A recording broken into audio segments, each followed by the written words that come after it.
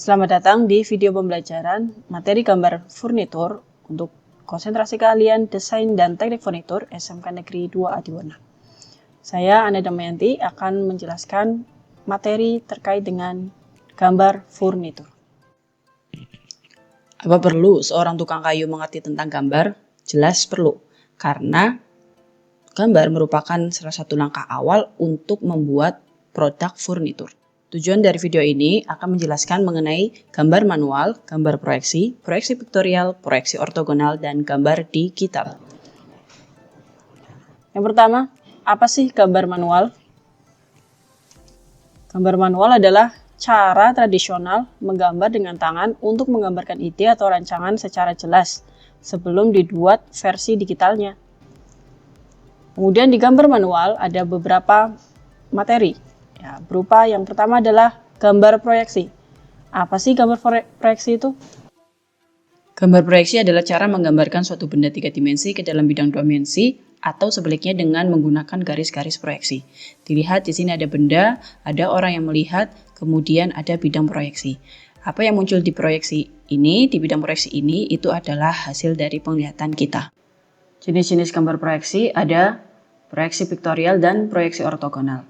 Proyeksi piktorial adalah proyeksi yang menampilkan gambar benda secara keseluruhan dengan mempunyai ukuran panjang, lebar, dan tinggi atau 3 dimensi. Proyeksi ortogonal, proyeksi yang menampilkan gambar benda dengan menggunakan beberapa bidang proyeksi dalam bentuk 2 dimensi. Ini contohnya. Untuk proyeksi piktorial, jenisnya itu ada proyeksi isometri, ada proyeksi timetris, kemudian ada proyeksi miring atau oblik, lalu ada perspektif. Mari kita jelaskan satu persatu jenis-jenis dari proyeksi piktorial. Proyeksi isometris, berikut ciri-cirinya.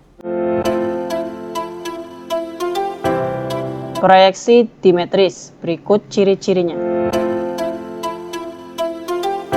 Proyeksi oblik atau miring, berikut ciri-cirinya.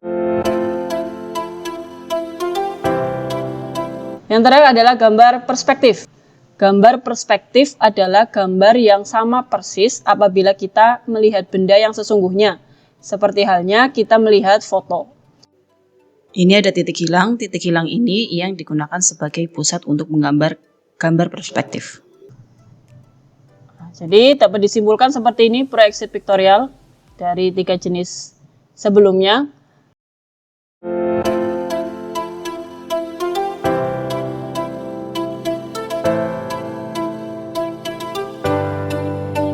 Proyeksi ortogonal.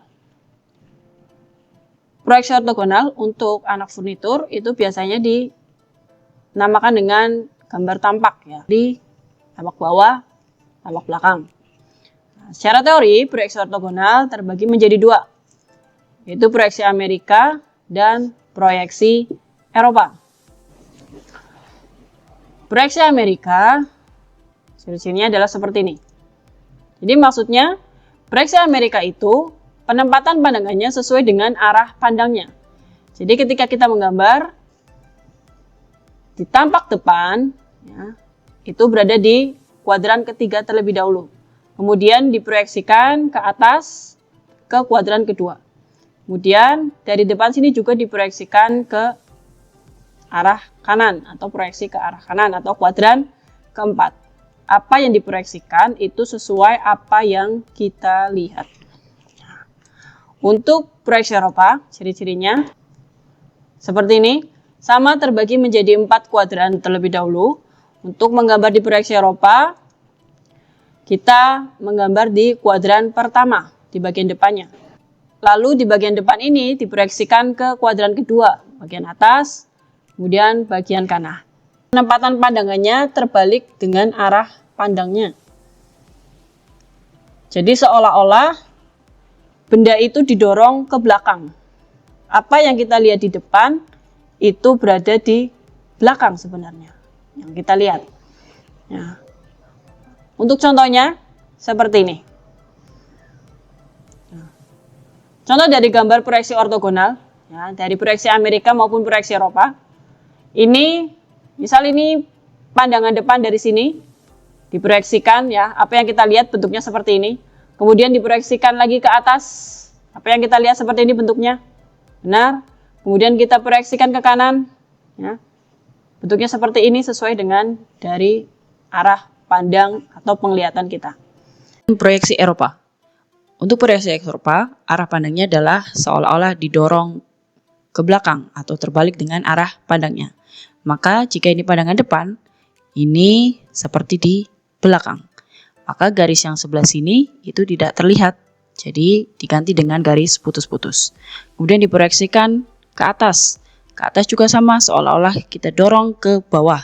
Maka garis ini dan garis ini itu tidak terlihat dari bawah. Tapi kita ganti dengan garis putus-putus. Kemudian dari depan sini diproyeksikan lagi ke arah kanan. Nah, sama seolah-olah didorong ke arah kiri. Ya, maka kita lihat dari kiri. Jadi garis ini tidak terlihat di arah kiri. Maka diganti dengan garis putus-putus. Untuk lebih jelasnya kita akan menampilkan cara menggambar manual secara langsung. Video menggambar manual.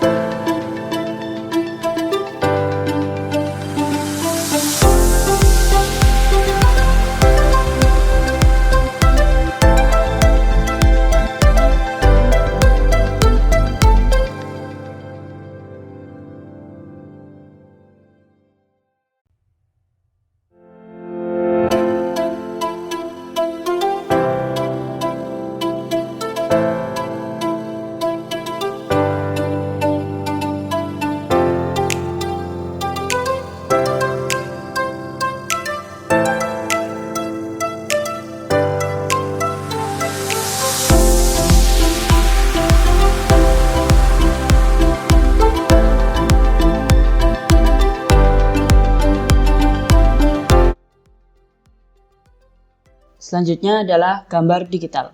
Gambar digital adalah gambar yang dibuat menggunakan komputer atau perangkat digital bukan dengan tangan secara manual.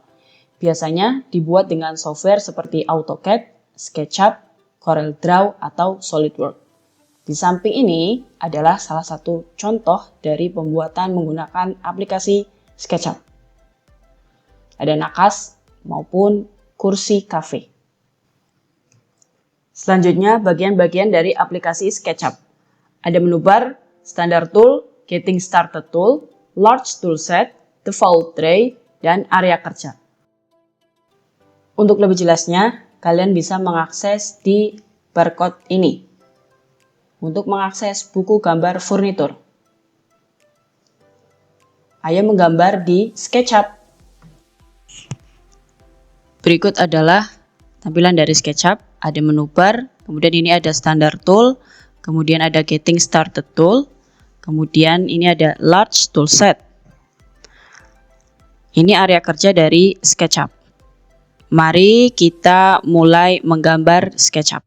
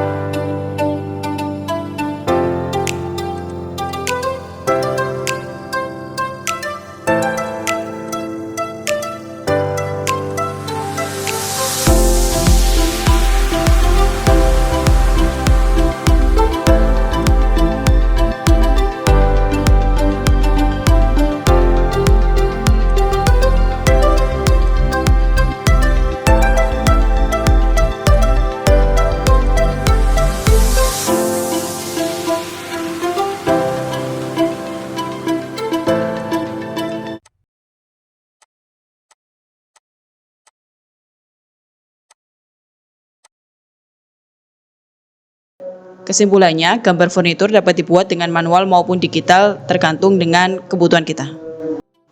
Selanjutnya, cobalah menggambar sendiri gambar berikut secara manual dan digital. Terima kasih, sampai bertemu di video pembelajaran selanjutnya.